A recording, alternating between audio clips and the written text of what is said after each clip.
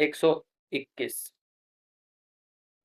Question number 121 we have to find the limit of this function. अच्छा, हम क्या करते हैं, पहले तो इसमें direct pi by 2 limit put करके देखते हैं।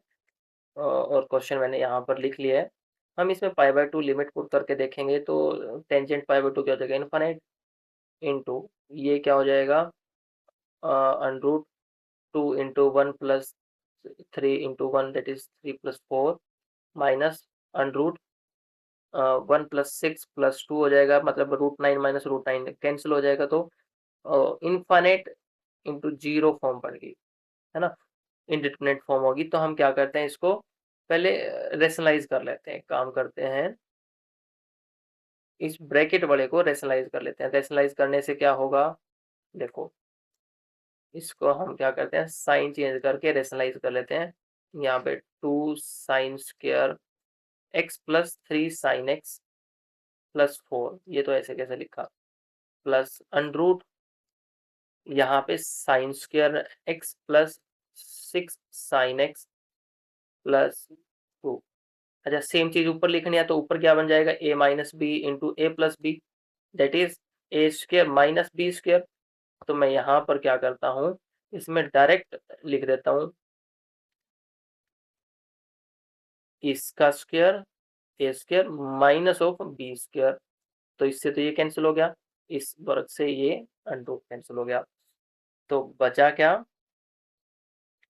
देखो limit x tends to pi by 2 tan square x.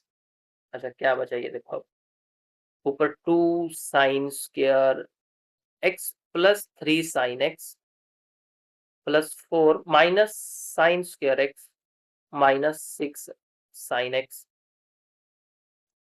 Minus 2। ऊपर तो ये बचा और नीचे क्या बचा, नीचे देखते हैं, नीचे तो सेम ही रहेगा। तो नीचे ये सेम क्वांटिटी रहेगी, हम बार बार नहीं लिखेंगे इसको, ये नीचे सेम एज इट इज रहेगा। नेक्स्ट पहले न्यूमरेटर को सोल्व करते हैं हम। न्यूमरेटर में क्या है, limit x tends to pi by 2, ये ऐसे कैसा लिखा, टेन स्क्वायर एक्स ऐसे कैसा लिखा। तो यहाँ पे देखो दो साइन स्क्वायर में से एक साइन स्क्वायर माइनस करेंगे तो साइन स्क्वायर एक्स बचेगा एक। यहाँ पे 3 sin x minus 6 sin x है तो यहाँ पे बचेगा माइनस 3 साइन एक्स। यहाँ पे 4 माइनस 2 करेंगे तो कितना आ जाएगा, प्लस 2 अपॉन में वही न्यूमरेटर, डिनोमिनेटर ऐसे कैसा रहेगा। डिनोमिनेटर में क्या था, हम लिख लेते हैं इसको, इसको मैं ए नाम दे देता हूँ। न्यूमरेटर में क्या है, ये ए, ये सारा का सारा, तो बार बार लिख लेना इसको, ए होगा, जब जरूरत पड़ेगी तब लिख लेंगे इसको, ठीक है। अब अच्छा, क्या इसके फैक्टर बन सकते हैं, फैक्टर बन सकते हैं तो देखते हैं इसके फैक्टर क्या बनेंगे। ये कुछ ऐसे है,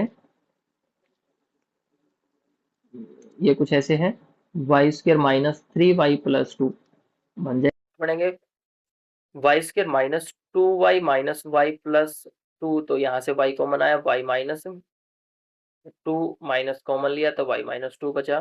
तो इसके फैक्टर क्या आ जाएंगे हमारे पास, ये y था इधर बच्चे, तो ये था y, बचा क्या y minus 1 into y minus 2। तो ये फैक्टर बना, y की जगह क्या है साइन, तो हम क्या करते हैं यहाँ पर ये फैक्टर लिख लेते हैं, sin x minus 1 into sin x minus 2 upon वही a चलता रहेगा, इंटू में ये टेन स्क्वायर है, टेन स्क्वायर को हम लिख सकते हैं sin square upon cos square, हमने ये लिख दिया।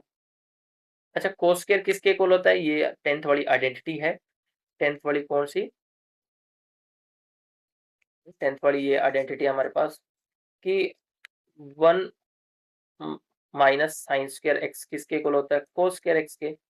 अच्छा, इस पे ए स्क्वायर माइनस बी स्क्वायर लगा दो, 1 minus sign x into 1 plus sine x हो जाएगा। तो हम कोस की जगह ये चीज यूज कर लेते हैं, उसका फायदा भी पता चल जाएगा। ये लिमिट पाई बाय 2 ऐसे कैसा, limit x tends to pi by 2, ये साइंस के ऊपर ऐसे कैसा लिखा हमने, अपॉन कोस की जगह हमने क्या लिखा, 1 minus sign x into 1 plus sine x, और ऊपर क्या है, ये sign x minus 1 into sin x minus 2, और नीचे एक और चीज रहेगी इंटू ए भी है, ये ए रह गया था तो ये हमने यहाँ पे लिख दिया। अब हम लिमिट पुट करके देखते हैं। रुको एक बार, जो चीज इसको जीरो बना रही तो उसको कैंसिल कर देते हैं। यहाँ पे साइन एक्स माइनस वन है, यहाँ पे वन माइनस साइन एक्स है, तो माइनस कॉमन लेके ये कैंसिल हो जाएगा। माइनस कॉमन लेके हमने इसको कैंसिल कर दिया। ठीक है, नेक्स्ट बचा क्या? नेक्स्ट बचा हमारे पास limit x tends to pi by two minus sign square x sine of x minus two upon one plus sine x into a. अब इसमें हम direct pi by two put कर देते हैं। पाई बाय टू पुट करते हैं तो क्या बनेगा? Minus sine square pi by to कितना होता है? वन, तो यहाँ पे माइनस वन आ जाएगा इंटू यहाँ पे साइन पाई बाय टू कितना होगा? One minus two upon one plus ये कितना हो जाएगा? साइन एक्स, एक्स की जगह पाई बाय टू रखेंगे तो वन, वन प्लस वन हो गया इंटू ए। ए की वैल्यू अब हम ऊपर से निकाल लेते हैं, पाई बाय टू पे कितनी आएगी। ए की वैल्यू इसमें रखते हैं, पाई बाय टू रख के हम निकाल लेते हैं। तो यहाँ पे पाई बाय टू रखता है तो ये भी वन हो जाएगा, ये भी वन हो जाएगा। यहाँ पे देखो ये क्वांटिटी वन हो जाएगी, एक्स को पाई बाय टू रखेंगे ये भी वन हो जाएगी। प्लस यहाँ पे क्या बचा? Two plus three plus four that is root nine. यहाँ पे बचा ये रूट नाइन प्लस यहाँ पे ये क्वांटिटी भी वन, ये भी वन हो जाएगी पाई बाय टू रखने पर, तो one plus six plus two again root nine. Root nine ये कितना होता है? Three plus three that is six आया। तो ए की वैल्यू हमारे पास पाई बाय टू रखने पर कितनी आ गई? सिक्स। तो हम क्या करते हैं, बस ए की वैल्यू और रख देते हैं इसमें। ऊपर क्या? Minus one. अच्छा, इन दोनों को माइनस करेंगे तो ये भी माइनस वन आएगा, minus minus plus one upon ये कितना हो गया? टू, और ए की वैल्यू कितनी आई थी? सिक्स। तो आ जाएगा आंसर हमारा वन अपॉन ट्वेल्व। तो कौन सा ऑप्शन ठीक हो जाएगा? ऑप्शन चेक कर लेते हैं कौन सा ठीक होगा। ऑप्शन सी ठीक हो जाएगा।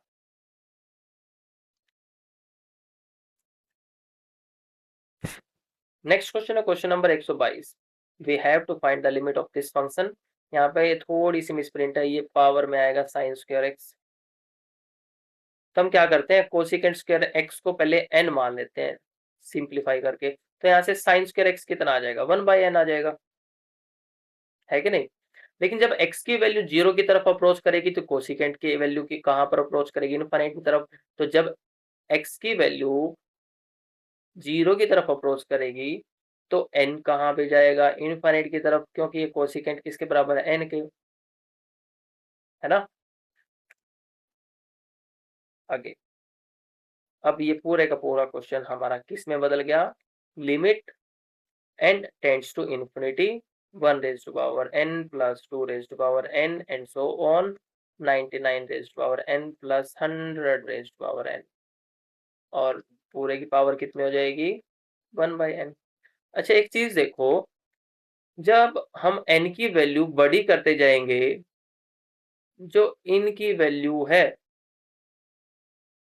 वो इसके मुकाबले बहुत छोटी होंगी। मतलब ये नंबर बहुत बड़ा नंबर आता जाएगा जब हम n की वैल्यू इंक्रीज करते जाएंगे इनके मुकाबले, है कि नहीं? तो ये पूरे का पूरा फंक्शन कहां पर अप्रोच करेगा? इसकी तरफ। तो limit n tends to infinity 100 raise to power n, और ये पावर n है ही है, तो n से n कैंसिल, तो कितना आ जाएगा? 100। तो कौन सा ऑप्शन ठीक हो जाएगा? ऑप्शन डी ठीक हो जाएगा। नेक्स्ट क्वेश्चन है क्वेश्चन नंबर 123। अच्छा, हमें इस एक्सप्रेशन की लिमिट निकालनी है x टेंड्स टू इंफिनिटी भाई। यहाँ पे x की जगह n आएगा, तो हम इस अंदर वाले एक्सप्रेशन को इस तरीके से लिख सकते हैं, sigma r from 1 to n r upon r plus n square. We have to find the limit of this function. अच्छा, हम क्या करते हैं इसमें, इसको पहले अलग से सोल्व कर लेते हैं। R upon r plus n square है, हम ऊपर नीचे एन स्क्वायर से डिवाइड कर देते हैं। R upon n square plus r upon n square plus one. हो गया क्या? नहीं?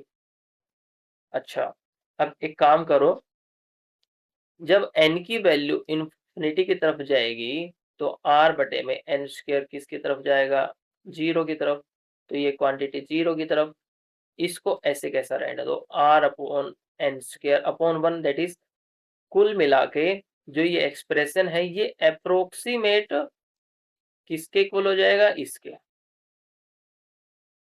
एक्सप्रेशन की वैल्यू, इस एक्सप्रेशन की लिमिट इसकी लिमिट के बराबर आएगी।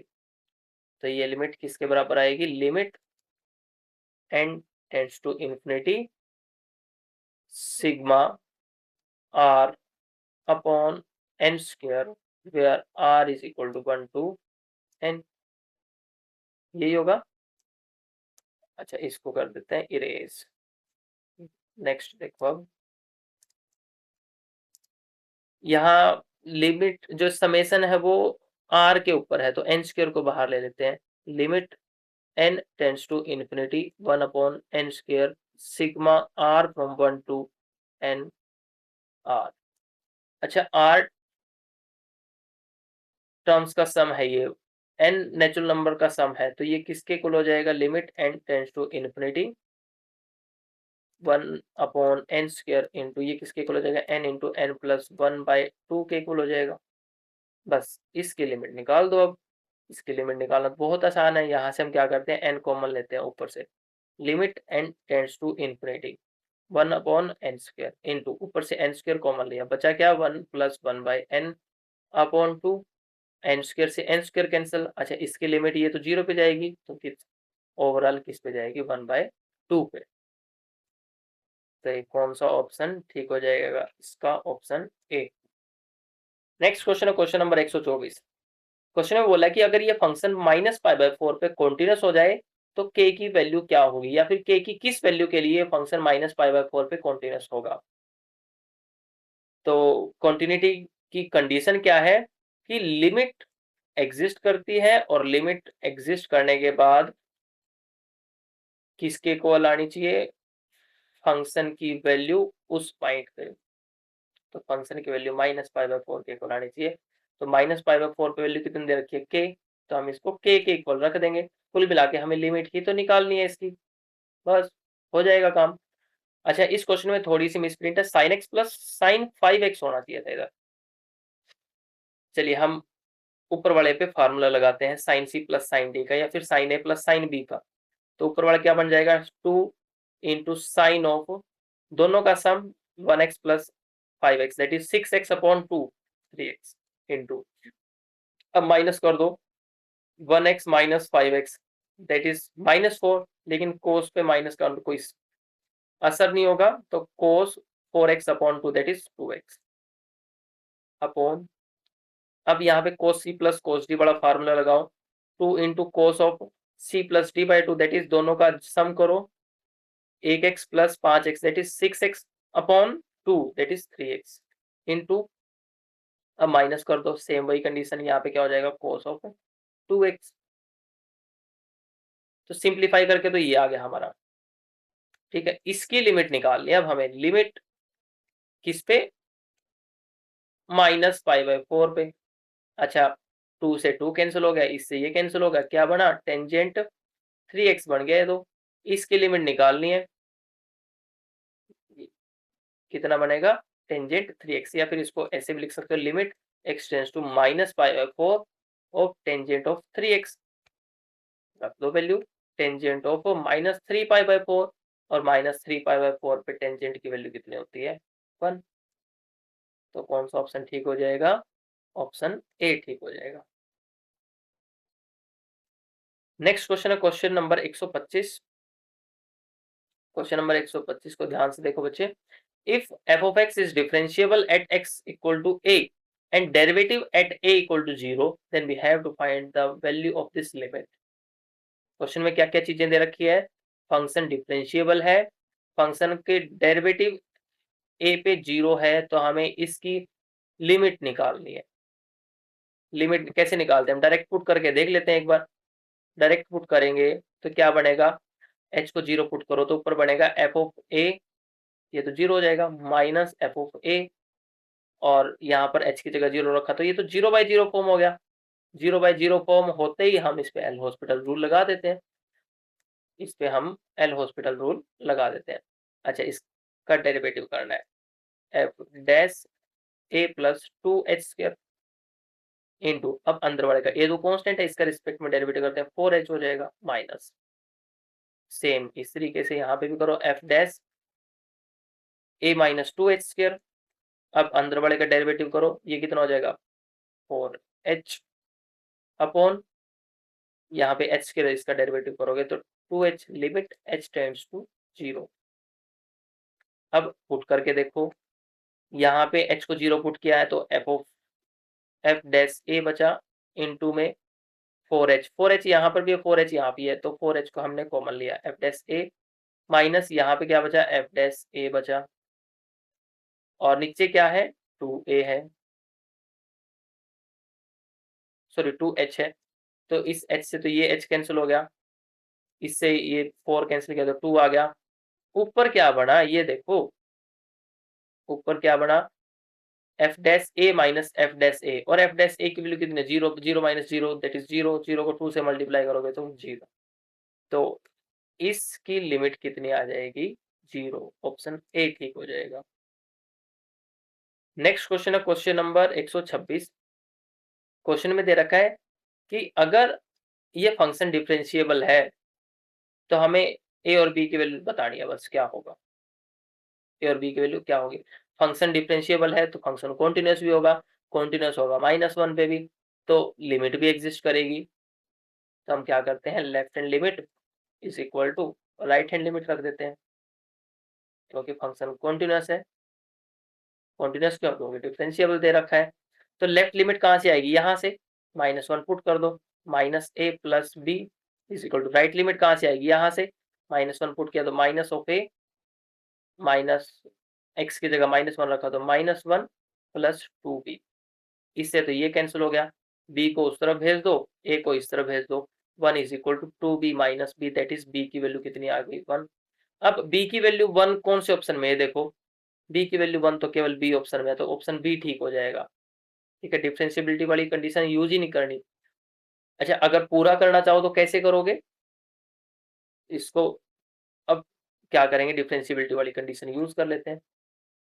अब डिफरेंशिएबिलिटी वाली कंडीशन चेक कर लेते हैं, तो हमारे पास क्या आना चाहिए, L H D is equal to R H D होना चाहिए, दोनों को इक्वेट कर देंगे बस।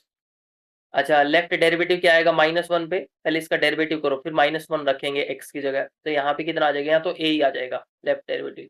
राइट डेरिवेटिव में क्या आएगा 2, सॉरी a इंटू 3x²। अच्छा, x का डेरिवेटिव कितना हो जाएगा 1, 2b का डेरिवेटिव क्या हो जाएगा 0, तो यहाँ पे a is equal to 3a, x की जगह कितना रखना है -1 का स्क्वायर करेंगे तो +1 हो जाएगा, दैट इज +1।